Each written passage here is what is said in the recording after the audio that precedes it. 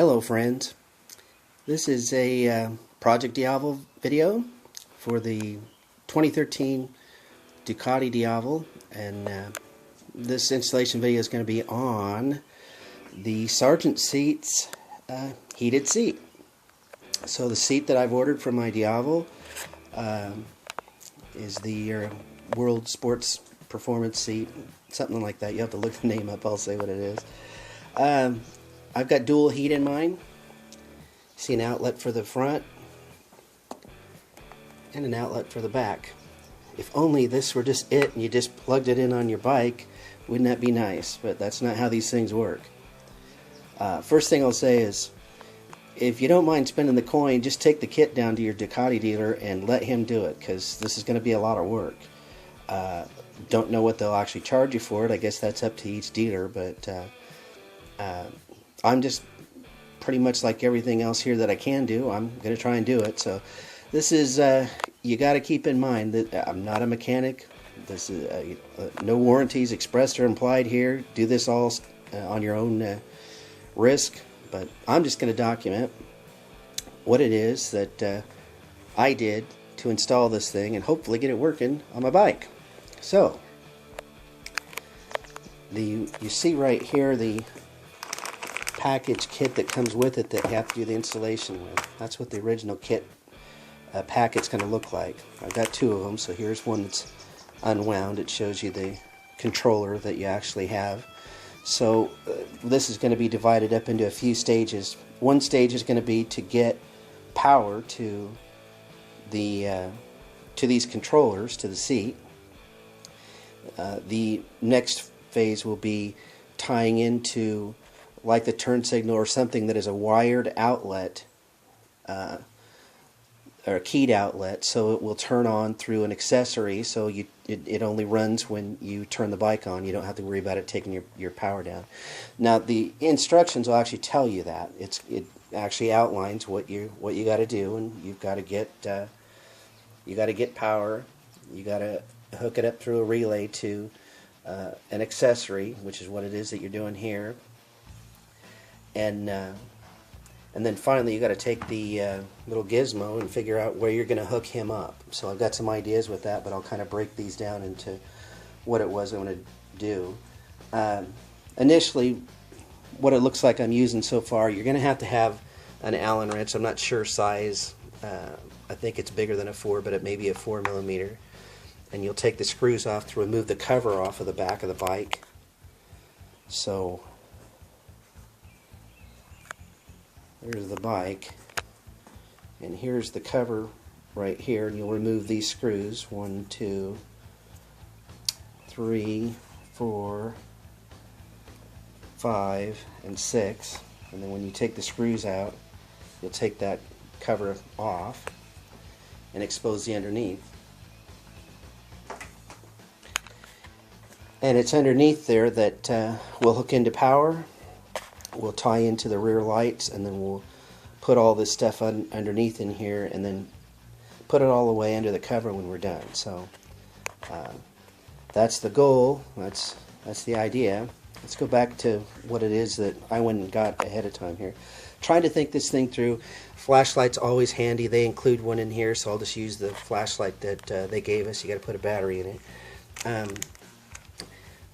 I went down to Radio Shack and got a couple of packages of different size wire taps that will let me tap into the bigger power wires to try and get the power going. So hopefully that covers me there. And one of the things that I did that I'm going to tap into as a resource here is I have the Ducati this is like the battery tender for the Ducati. So I bought this kit and have the battery tender already hooked up, and the bike already had a tail on it. So I have some leftover goodies in here, and these leftover goodies I think are going to come in handy and going to be what's going to let me get power and enable me to plug into things real nicely on the bike. So that's the path that I'm headed for. What you'll wind up doing if you don't have something like that is, from best that I can tell, and this is going to be my plan, here's a power source right here. Now there's 4 wires, so the outside 2 are where the power comes in, and because I have something that plugs into there that would be a normal battery tender, it's going to run down the 2 wires on the outside, the red and the black, down to the battery. So I'll only be tapping into these 2 when I plug in, and then from that plug-in I'll plug into my into the seat power. So hopefully that's how clean it is for you. If you don't have a one of those, what you may opt to do is take some of the tape off there, pull that down, and then tap into these 2 wires. And I'm pretty sure that those are the correct 2 wires. I looked them up online, and in the manual it actually showed only 2. Mine has 4. I'm not sure what these other 2 are for, but they're probably for something else that I'll want to do later, and if that's the case, I'll take this apart and tap into the 2 wires that I'm telling you probably are going to want to tap into. Outside of that, if you have the wherewithal, you can run a wire up through and then into your fuse box and stick another fuse in there, and that would be the nice electrical guy with that kind of background and desire to go do that. I don't want to go taking everything apart to run that and do that yet. Although, that's not to say that I'm not going to get into taking stuff apart to run the wires. I think I may. So, alright, so that's my plan, and we'll get into this next part that shows how I'm going to try and put the pieces together for that harness. So the first part I'm working on is just getting power. Now, keep in mind, I'm working on power, and all this setup is for a front and a rear passenger. You'll only have to do this for a single if you're not tying into, putting 2 of them together. There's a little trick to that because I'm having to do 2. Now the instructions the instructions are generic from Sargent, and they're going to say you tie into the battery. Well, the Diavel guys out there know our battery is sitting down low in the chin spoiler. So that's why I'm opting to pull power right back here at the seat, especially since there's a line out there that's an accessory power built in to charge the battery. So if the 2 wires are running down there to charge it, I should also be able to draw from it, and that's what I'm basing this on. So what I'm doing is I'm going to take this leftover tender that I have, and this is just a battery tender plug, and what I'll do is I'll cut the ends of it, and I'll note which one is red and which one is black when I do this, and I'll cut it down. And then what I'm going to do is I'm going to take the black end and hook it up with the black end of each one of these power connectors for the seat. So you see there's 2 blacks.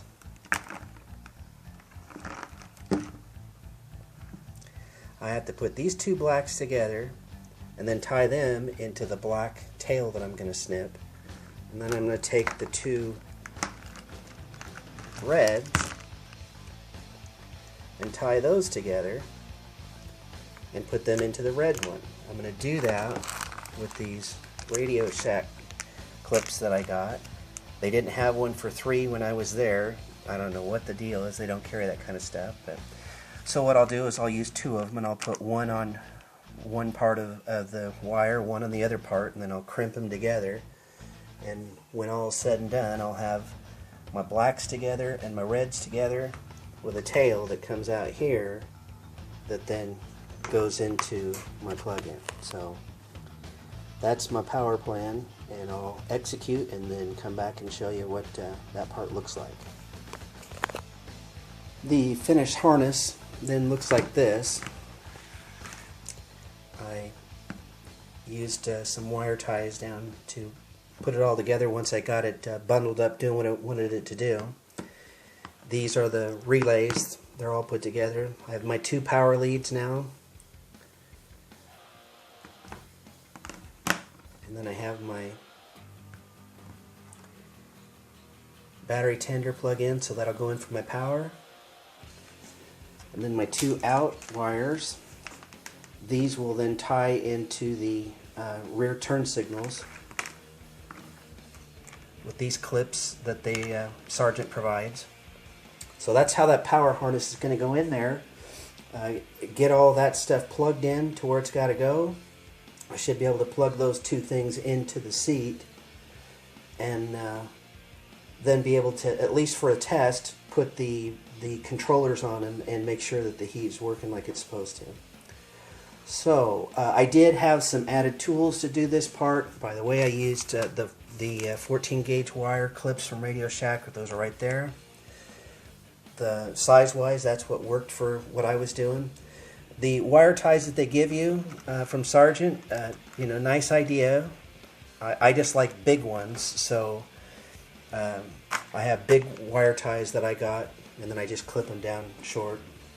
Tape was identify the hot wire. Normally, if I'd had red tape, that's what I'd have used, but I put that on it so I would know the taped one was hot. Wire cutters to cut off the wire ties. Pliers were to scrunch down the blue clamps. You have to smush the middle part of it down, and then you just flip the clip over, and it locks it in place. The wire cutters are what I use to actually cut the ends to then put everything together, so I need the wire cutters. And then this is a little prodder helper along if I need one. I got a little screwdriver. So those are some of the added things that I used to put that harness thing that I just put together. So next will be locating the turn signal wires to actually tap into. So I'll go find those, and then once I do, I'll show you where those are going to go, and we'll try and route this thing and then put it in. I have already plugged in my, actually ready to plug in. This is the connector, battery tender extension connector that comes in the Ducati battery tender kit. And it's not like what you're used to seeing in a battery tender plug-in. That's a specialty plug-in for it. And in this case, I hope that you can see that. I don't know if there's enough light in here to see that or not, but there are only two ends on it. The other two leads aren't being used. And when you plug it in on this power out, you'll see that there are 4 wires in there, but the only 2 that are going to go into at this plug are the 2 on that battery tender end. And then the nice part is that's meant to go in here. So when I plug this guy in, clicks right into place just like I want it to. And the result is the battery tender plug in. And that battery plugger end goes into the end of this power harness and then gives power to everything. And so then these will be the 2 power outs that will then plug into the controllers. And then the other 2 ends of the controllers will plug into the seat. So we'll go looking for the turn signal taps, and we'll go do that next. So this is what power looks like when it's all put in and together. I've got the harness all flattened out. What I wound up doing is I tapped into the wire that was in the license plate light. You're going to want, I kept saying turn signal earlier, and you're not going to tap into a turn signal. You would tap into a lead that stays on with the ignition, and that's what this wire does. So this is a wire that's ran for my competition works. I redirected it, and I put a hole right here in the plastic part of the bottom, so it comes up and the line goes up through the back to the tail light. So I just went and piggybacked that in, and that's how I get my switched ignition, my switched power. One of the things that I wanted to have putting all this together when I was done, so I wanted to be able to disconnect the power from the seat, and I also wanted to be able to disconnect the power entirely if I wanted to, and that's what this enables me to do here. Regular battery tender plug, I just plug that in. When it's time to go, I plug that in, hook these guys up to the main plug ends, and I've got my power to get everything going. So that concludes power. Now I'm on to routing the wires for the controllers. Well, the controllers, I wanted to make sure that they were going to be handy.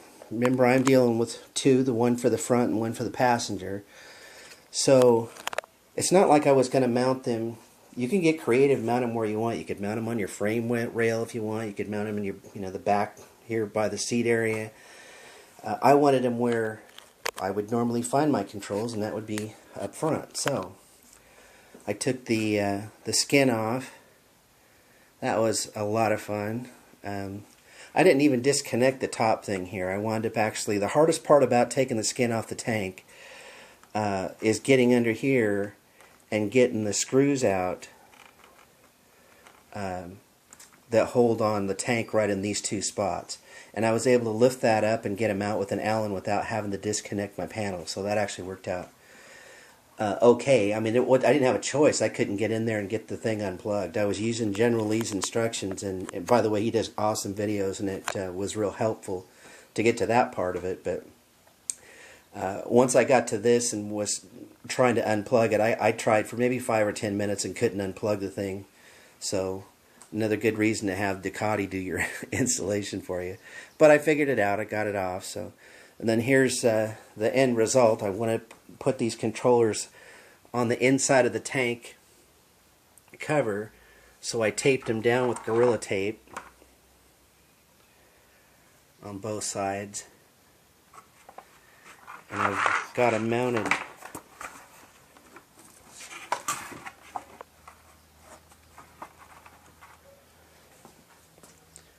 on each side of the tank, so when I'm on the bike I'll be able to reach up here and get one, or reach over here and get one. And it's just the only place I could figure that I could mount them that they would be okay. And the stick-em-on that you use is really hard stick-em-on stuff, but I'd rather stick stuff than drill on that paint. So I'm feeling like hopefully this is a good choice, so we'll see. Anyway, it's time to put stuff together and kind of see how it turns out. So on the installation of the controllers, that's how it turned out. Again, I wanted them accessible so that I'd be able to get to them. I'll show it to you, I guess, when I start it and run them and stuff. But you can see where I ran the wires up around the front under the cowl. I already showed you that I taped them underneath of the tank cover, so they're run underneath. Then they come out right here, and I taped it all with Gorilla Tape just to hold it down. That's all the excesses. That's all I'm doing behind there. So they give you, it's nice. They give you a lot of extra wire, but I didn't use it all. So. And then there's one of them, and then here's the other. So those are the two things that this one will plug into the power down below, and this one will plug into the seat. So whichever side I want to be in the controller to be the front is what will determine which one I plug it into. But as you can see, there's plenty of room there to plug in under the seat, and it is pretty much using all my space in our glorious storage, copious storage on a Diavel, that's for sure. But anyway, so I'll mount the seat up, hook it up, and give it a little check you see. Alright, so been a few hours, seat's all on, went out for a ride, got out a little bit this afternoon and was able to put some time on it, long enough to find out that the seats do work. The heat works in them. You gotta get on it and let them heat up for a little bit. So it's not like you push the button and it just starts working. So I went out for a little tootle. I've already shown you the that's the mount way they're set up. We'll get them.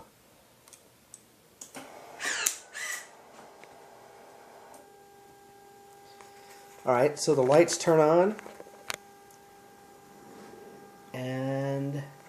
when they're done, one of the nice things about it is that it actually stores your in memory what you were doing last time. So no heat on the passenger side.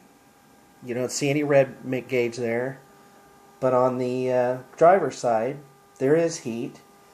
And one of the things that I kept doing, not giving the seat a chance to warm up when I was testing it, was I saw this flashing light on the top and thought, oh, I better hurry up and make it heat quick. So I kept pushing the hot button. And as soon as I would push it, that would stop blinking.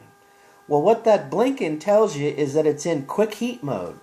So if you want to keep it in quick heat mode, you want to see it blink. So don't do what I did. And when you start it up, let the thing blink like that. It'll start heating the seat like it's supposed to. You'll get on, you'll go for your ride, and it'll heat. And when it gets done, when it's out of heat, quick heat mode, it'll just stop and be right where it is. You can, cold is blue, red is hot. You can switch directions and program that. They actually allow you some pretty cool programming with it.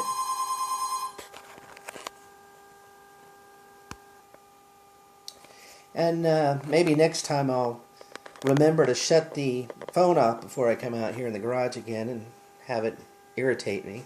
Okay, so that's it. Shut them off, turn them back on. There, like I said, the memory's great. It goes right back to where it was. The heat was good. The comfort is good as far as the, how did the seat do on the ride? I really liked the ride. The height that it is. The seat was still comfortable. It's firm. I like the way it looks. I'm pleased. I mean, obviously you're not going to want to have your heat on if you're running your rear cowl, which is what I'll do most of the time. But the heat's only there in the rear seat for when I get talked into having to take a passenger, and then I'll take the stuff apart and take the rear cowl off and then listen to how the heat goes. But hey, one thing I do want to say about this whole heat thing. After using it for that little bit today, I would want it on. It's just like having heat in your car. If you get it and you use it, and once you've experienced it, you go, wow, that's pretty nice. In the mornings, well, yeah, if I've got heat, I'm turning it on. Well, it's just like this with the bike.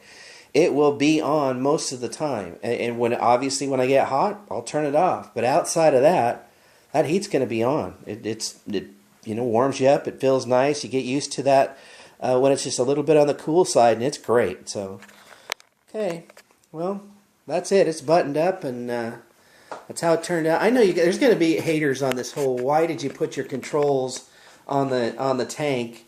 But really, look, where was I going to put it? Was I going to stick it here on the handlebars?